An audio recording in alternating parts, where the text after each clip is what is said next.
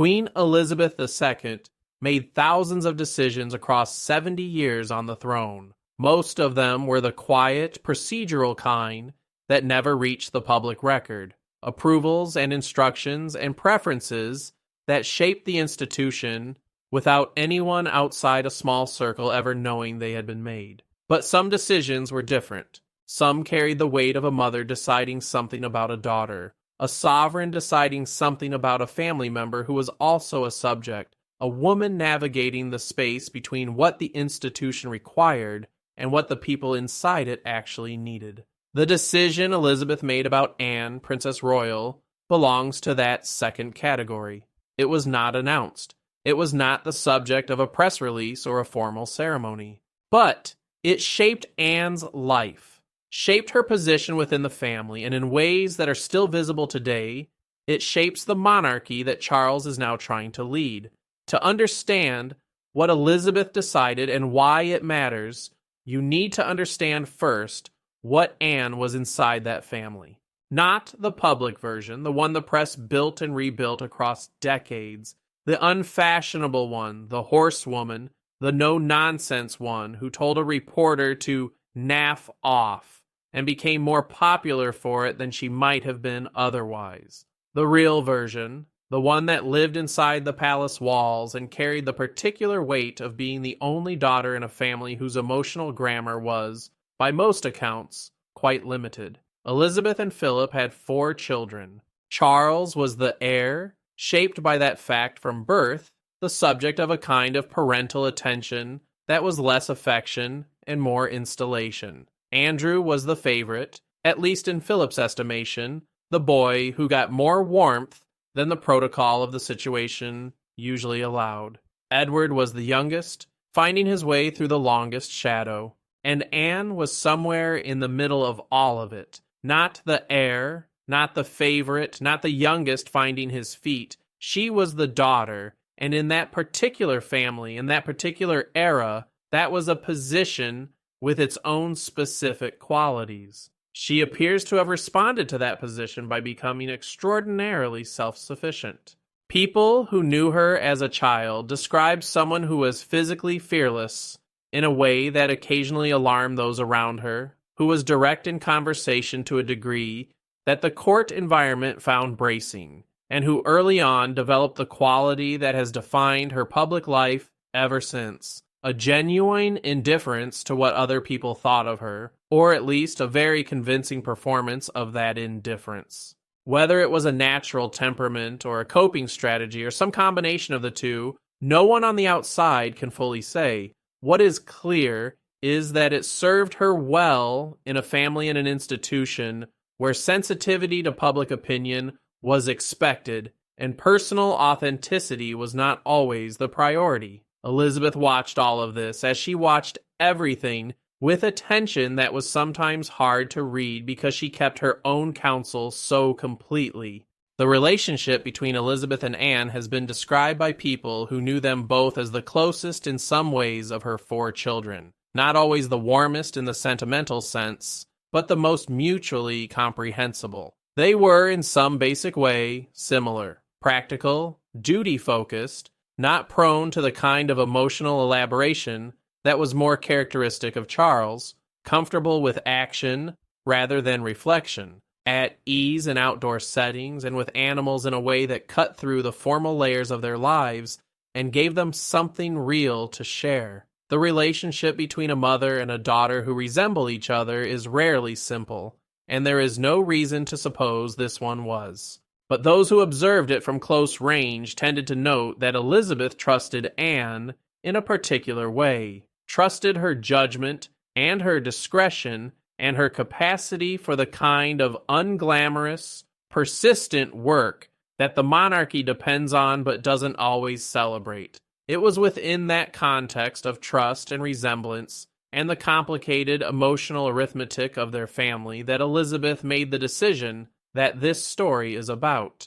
When Anne's children were born, Peter Phillips in 1977, Zara in 1981, the question of their royal status came up in the way such questions always come up inside the monarchy. not as an open conversation with multiple parties contributing their preferences, but as a matter that would eventually be settled by the sovereign, who was also, in this case, the children's grandmother.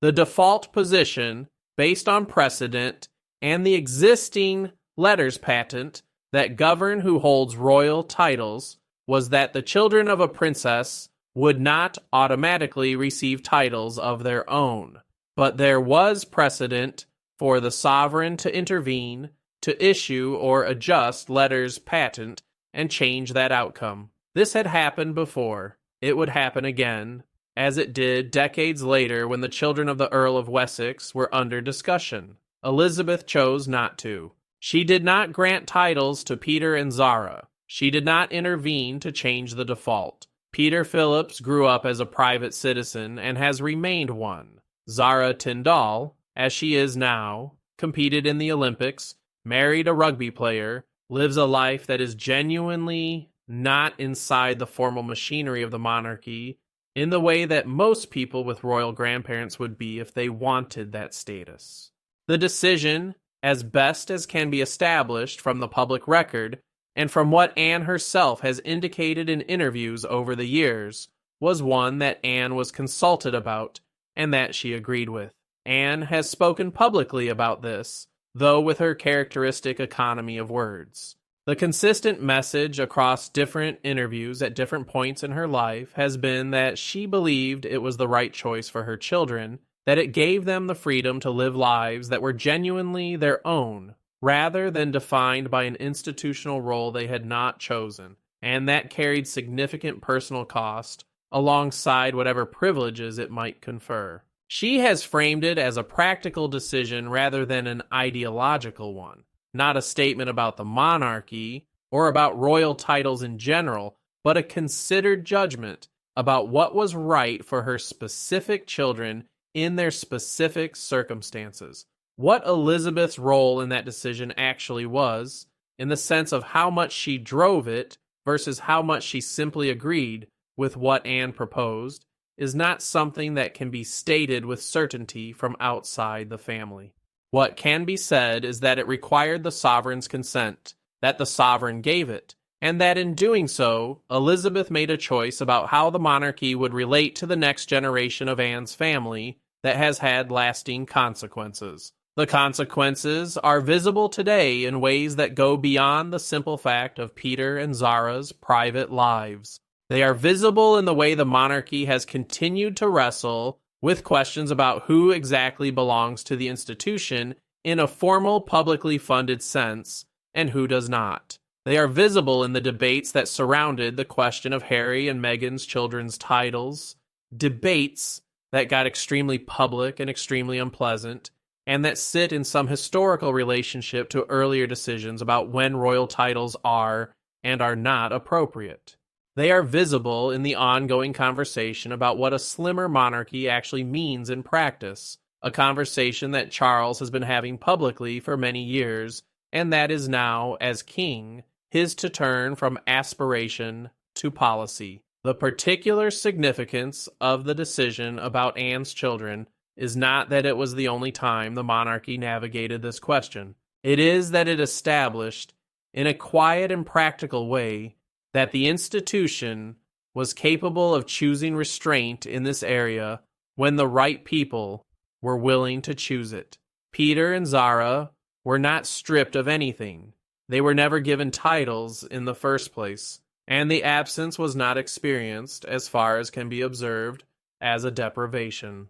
They were given something else instead, the ordinary life that their mother had decided was more valuable for them than the alternative. Anne herself clearly understood this as a gift, though she is not someone who talks about things in those terms. She is someone who talks about practicality, about what works, about the difference between what looks good on a formal organizational chart and what actually makes sense for the people involved. She has brought that orientation to her work throughout her career, which is probably why the statistics on her official engagements are what they are. She is not doing the work for the appearances. She is doing it because she has decided It is the right thing to do, and she is going to do it properly. The decision not to give her children titles has the same quality. Not symbolic, not theatrical, just a judgment about what would actually serve them best.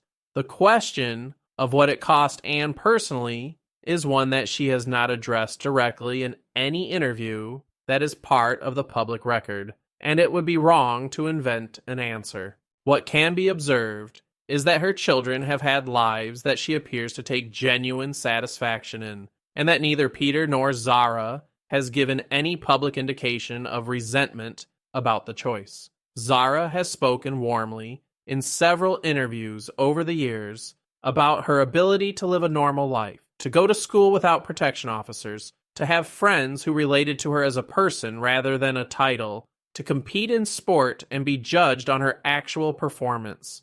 These are things she credits, at least in part, to the framework her parents created. What Elizabeth's agreement with this arrangement tells us about her is less obvious because Elizabeth spent her life being deliberately opaque about her personal preferences and internal reasoning. The public record does not contain her private reflections on what she was choosing and why. What the choice itself suggests to those who have examined it carefully is that she was capable of distinguishing between what the monarchy needed institutionally and what was genuinely right for the people inside it, and that she was willing to act on that distinction when a strong argument was made, and made a strong argument. Elizabeth agreed, and the monarchy is slightly different as a result, in ways that are still working their way through the institution. It is worth considering what might have happened if Elizabeth had gone the other way, had granted titles to Peter and Zara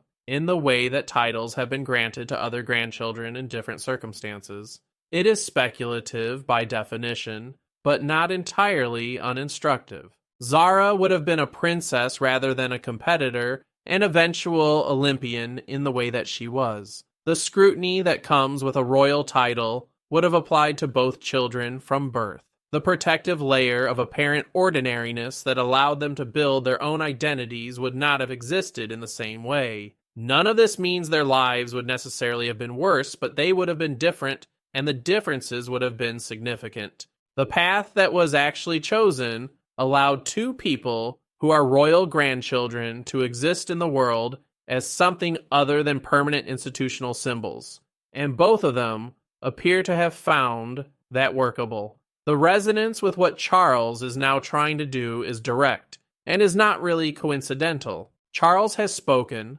across many years, about wanting a monarchy that is smaller in the sense of having fewer working members supported by public funds, more focused in its activities, and more transparent about what it actually costs and what it actually provides. He described his vision publicly on more than one occasion while he was Prince of Wales, and since becoming king, the general direction of his thinking has remained consistent with what he said then.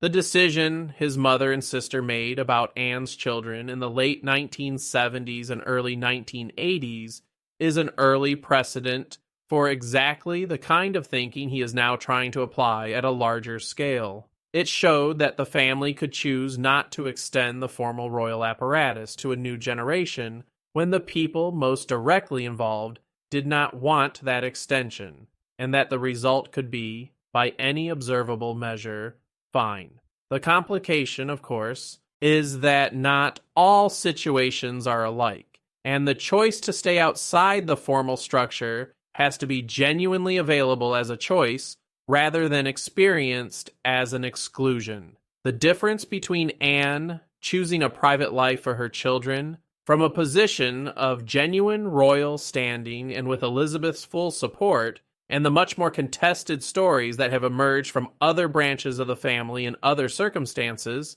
is significant. The choice has to come from inside rather than being imposed from outside, and the person making it has to be in a position where both options are genuinely real. When those conditions are met, the outcome Anne's family represents is a reasonably persuasive argument that it can work. When they are not met, the same formal arrangement looks entirely different. The other dimension of Elizabeth's decision that is worth sitting with carefully is what it says about her relationship with Anne specifically, as distinct from her approach to the institution in general. She made different choices about different grandchildren at different times, and the consistency between what she chose for Anne's children and what Anne wanted for her children suggests a degree of genuine alignment between them that goes beyond the simple exercise of sovereign authority. Elizabeth was not a sovereign who made decisions about her family in isolation from what the family members involved actually thought and wanted, even if she was not always perfectly attuned to those thoughts and wants in all the cases that have become public. With Anne, it seems, she was attuned. The decision that was made was one both women could stand behind, and the outcome is one that both women appear to have regarded as the right one. There's something in that alignment that says something about the particular texture of their relationship, a relationship that, as noted earlier, was defined in part by resemblance and mutual comprehension.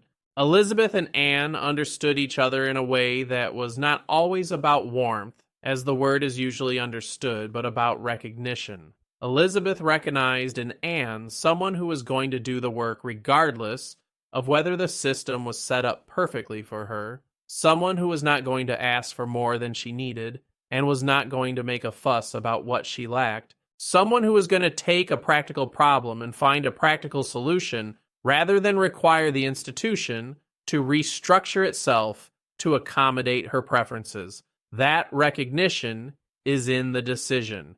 It is in the trust implicit in agreeing with what Anne proposed, rather than overriding it. Anne's life since that decision, and the kind of royal figure she has become, are in some ways the argument for the choice Elizabeth made. She is, by the most consistent and credible accounts, the hardest working member of the royal family in terms of official engagements. She is the most consistently trusted by the public, according to polling data that has remained remarkably stable across decades of quite significant fluctuation in the monarchy's overall standing. She has navigated her own personal difficulties, including a first marriage that ended in divorce at a time when divorce in the royal family was still considered seriously problematic, without appearing to lose either her footing or her sense of herself. She is someone who has managed to be entirely herself within the constraints of a role that has not always been easy to be yourself inside. Her children's lives are part of the argument too. Peter Phillips works in business. Zara Tyndall is a mother, a horse rider of genuine international distinction, and a person who exists in the public eye in a way that is largely defined by what she has actually done rather than by who she was born to. Whatever the specific texture of their private feelings about their circumstances, the observable version of their lives looks like people who are managing well by any reasonable standard. That is what Anne and Elizabeth chose for them, and the choice has held. The reason this still matters today is not sentimental. It is not about celebrating a good decision from 40 plus years ago, or about constructing a flattering portrait of any of the people involved. It matters because the monarchy is in the middle of a period where exactly these questions are being decided again in a different context, and with higher stakes in some ways because the public attention and the political pressure are more intense than they were in the late 1970s. How many people should formally belong to the working monarchy?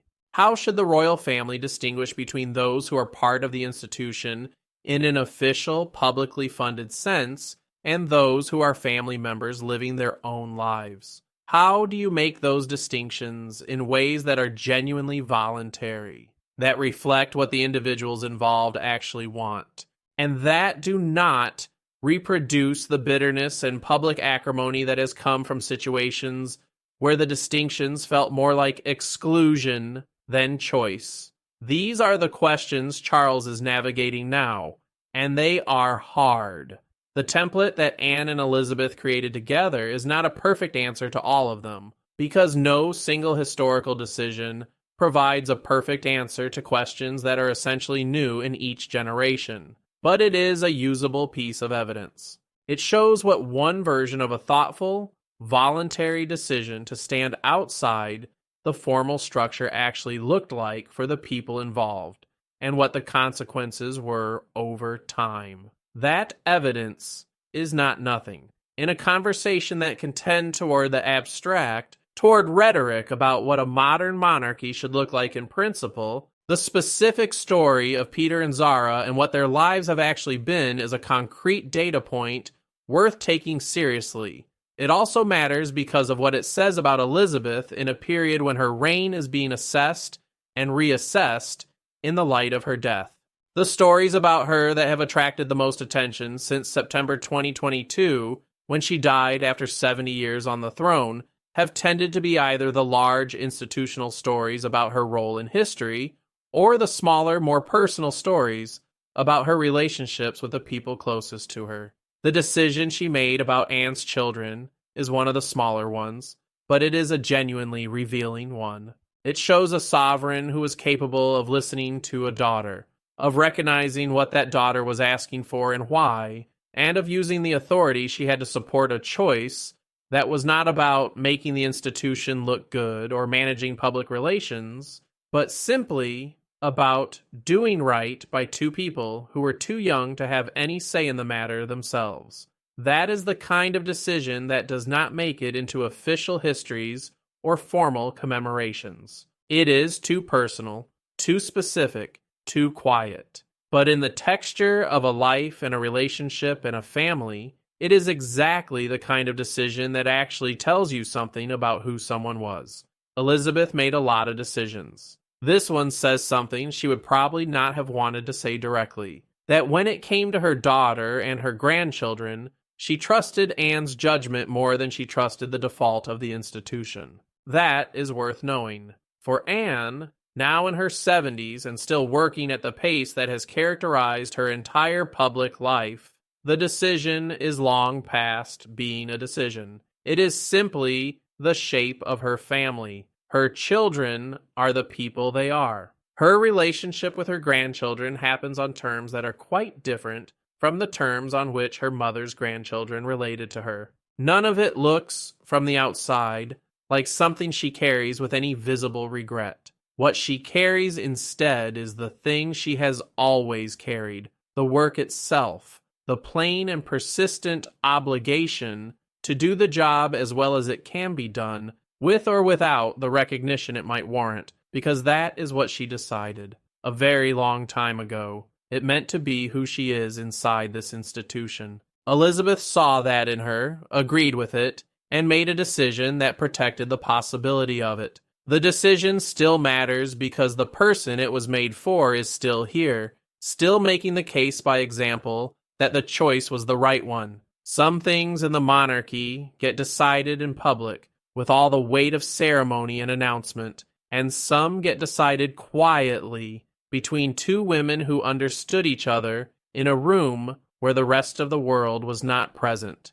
The decision about Anne's children was the second kind. It is still working its way forward. The part of this story that receives the least attention is also in many ways the most interesting. The period between when the decision was made and when anyone outside the family truly understood what it meant. In the late 1970s, when Peter Phillips was born and Elizabeth and Anne together settled on the question of his title, the monarchy was a different institution operating in a different media environment. The level of scrutiny that now attaches to every decision the royal family makes, the instantaneous global commentary, the retrospective analysis, the competing narratives assembled from partial information, did not exist in that form. The decision could be made quietly because quiet was still a genuinely available option. It was not secret exactly, but it was not subjected to the kind of immediate interpretation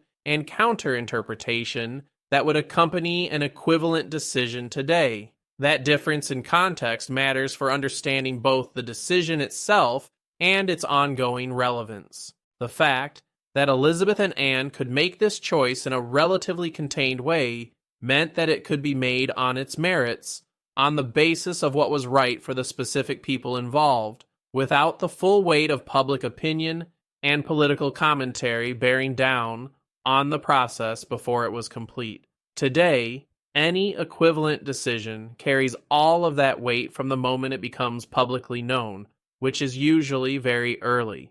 The decision about whether a new generation of royal children will hold titles is not a private family matter in the way it once was. It is a public event, discussed and debated and assigned significance before anyone has had time to think about what actually makes sense. This is one reason why the template Anne and Elizabeth established, while genuinely relevant to the conversations Charles is now having about the shape of the monarchy, cannot simply be transplanted directly into the current context. The conditions are different. The decision has to be made in public, under conditions that make the purely practical reasoning harder to apply, because everything carries symbolic weight, whether or not that weight is helpful. Charles is trying to make decisions about the monarchy's future structure in an environment where every decision is also a statement, where the institutional choices are also read as personal judgments about individuals, and where the line between a thoughtful reduction in the formal apparatus and an act of exclusion can be very hard to hold clearly. Anne has watched this from a particular vantage point, someone who lived the earlier version and who now sees what those questions look like when they are conducted in full public view. She has not made many public statements about the wider institutional questions her brother is navigating, which is consistent with her general approach to speaking on matters that are not directly her business. But her presence in the institution and her family's particular history with exactly these questions gives her a kind of standing in the conversation that does not require her to say very much to be felt. There is also the question of what Peter and Zara themselves have come to think about the choice that was made for them, and this is a place where honesty requires acknowledging the limits of what can be known. Neither of them has spoken in any sustained way about the experience of growing up as royal grandchildren without royal titles, or about how they would have wanted it to be had they been given a choice. Zara has said in interviews that she is grateful for the ordinary life she was able to have, and the ease with which she navigates public settings suggests someone who is comfortable with who she is, rather than someone managing unresolved difficulty. Peter is more private and his public statements fewer. What can be observed is that both of them have built lives that look, from every available angle, like lives of genuine choice rather than compensatory adjustment to a deprivation. That observable fact is itself worth something. One of the risks in the kind of decision Elizabeth and Anne made is that the children involved, having had no voice in a choice about their own futures, might later feel that something was taken from them rather than given to them. The monarchy carries status, access, a certain kind of membership in something that is historically unusual and in some ways genuinely interesting to be part of. The argument that it is better to stand outside that is easy to make from the perspective of the adults doing the deciding. It requires a certain faith in your own judgment about what another person will ultimately prefer, and that faith can turn out to have been misplaced. In this case, the available evidence suggests it was not misplaced. But that evidence is incomplete by definition, and the internal experience of the two people most directly affected is not something anyone outside them can claim to know. What can be said honestly is that the outcome that is visible is not the outcome of people who feel they were given the wrong life. The question of how Charles applies any of this to his own children's situation and to the broader question of how the monarchy of the next generation is structured is one he has been working through in ways that are partly visible and partly not. The decision about Louis, Charlotte, and George, William and Catherine's children, who are closer to the succession and whose relationship to the formal institution is accordingly different, is not the same question as the one Anne and Elizabeth answered.